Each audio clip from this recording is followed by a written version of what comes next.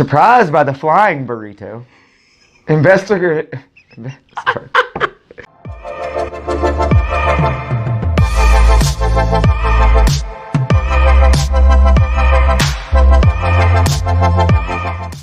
What's up, guys? I'm James. And I am Luke. This is the Luke and James show. What is up? What's up? How's everybody doing? Make sure before we get started that you guys click that subscribe button because that helps us out and that helps you out because then you get notified when we get new videos out. Yep. You also can click that bell. We hope you guys have been enjoying the second season of the Luke and James show. One thing that we have not done yet on the second season of the Luke and James show is something that I loved so much that we did in the first season, which was we did these like off the wall, like kind of crazy and funny news stories. And we haven't got to do that in season 2 yet, so I'm so excited about this today. We're doing it today. Yes, we are. Because we are getting ready to do a segment that we like to call Whimsical News!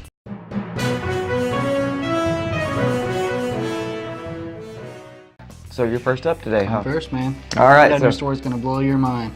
Literally? That's a pun. You'll get it later. Okay. A pun. You like puns? Yeah. What does pun stand for? I like a good pun. I don't know. Do you guys know what pun stands for? Yeah, I'm wondering if... Is it even an abbreviation? I thought it was just a word. Well, I mean, yeah, I guess. Alright, man. So the title of my news story is Student calls in fake airplane bomb threat to keep parents from visiting. What kind of school is this? Oh, school. Okay. So he's a college student, but so this is in France. Yes. Okay. And so his parents were on a plane along with 156 other passengers. Okay, and they were flying to the city where his college is to visit him. Okay, and he didn't want his parents to come and visit him, so he called in a bomb threat to the plane while it was in midair. So the pilot was forced to turn the plane around and go land back where they took off from. So it says that the captain took a decision as precaution only to go back and land the plane because he didn't really think there was a bomb on board. But it says the aircraft landed safely and was met by fire brigade and police.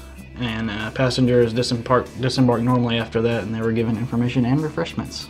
So, well, that's good. First off, they got refreshments. But imagine if I mean, of course he had to turn around and go back. Imagine if you're that pilot and, like, there was a bomb threat and you didn't go back and then something happened, you know, like you... So, do we have a reason why this guy called in the... Well, you know, it's probably leaving you some questions like, you know, did he plan this all along? Yeah. Was it a last-minute desperation? Yeah. Was his room really that dirty? Was his room? I'm thinking it's something to do with grades. Maybe he's not even going to school there right now. We may never know. Yeah, I'm sure we will. There's probably an update or something at some point, or because he's getting charged, right? Like it says he'll appear in court. He could face a sentence of 5 years in prison and an $85,000 fine. Terroristic threatening, right? Yeah. I mean, and this happened in France? France. And where were his parents at? Like, where are they from? They're from France. They were flying from somewhere else in France. So they're both from France. Yeah. Everyone's from France. All right. Well, that's crazy. That's some extreme measures that you're taking to, like, make sure that your parents don't find out that either you haven't been going to college for 6 months. I mean, I've heard of people doing... That's probably it. Well, you know, I've heard of people doing that. I mean, like, I have had friends that, like, have not been going to college for 18 months and their parents didn't know about it before. And they've been paying for college the whole time? Yeah. Or they were getting, like, these massive loans from, like, banks and stuff, and then they weren't going, and then all of a sudden, you know, the parent co-signed on the loan or something like that, and then the parent is responsible for the loan after. That's not good. So, yeah, it's pretty crazy. Okay, well, mine is a little less terroristic, but possibly a little more threatening. Or maybe not. But, so, this happened... I don't know why. Every single story, whimsical news story that I have is out of Florida. And this is out of Manatee County, Florida. A married couple's argument turned into an all-out food fight in Florida, and a bag of Taco Bell didn't fare well. Oh, okay. We talk about Taco Bell a lot on this show and food. And so it all started when deputies say a less than understanding husband dangled a burrito in front of his wife's face. Oh. And made fun of her. In front of your wife's face? Probably so, not in a hateful manner, but like, hey, here's your burrito. Did it cause any, like, altercations or anything? No. Okay. And made fun of his wife, for being upset about having to force her son to move out of their home. This went down around lunchtime in Manatee County, is what it says. The wife wasn't amused and grabbed the burrito, throwing it behind her on the floor. Oh. Surprised by the flying burrito, Investigators say the husband then picked up all the remaining burritos and smashed them in the wife's face, causing some to go up into her nose. Wow. The husband, identified in an arrest affidavit as Victor Foster, was arrested and charged with battery. The wife told deputies she loves him and they are in counseling. Ooh. Because they do not know how to argue as a married couple, according to an arrest affidavit. Yeah, burritos up the nose. It's not a good night. Burritos in the face at all like that. I mean, I don't know. A long time ago, I worked at Taco Bell, and our good friend Terrence can tell you about this because he was there the same night.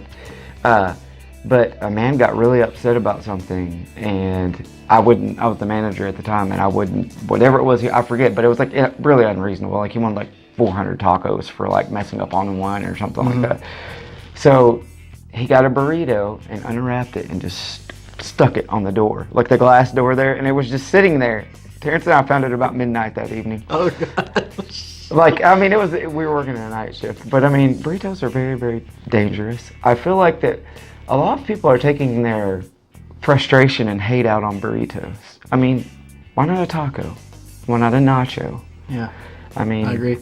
A burrito. Apparently there were multiple burritos involved in this incident.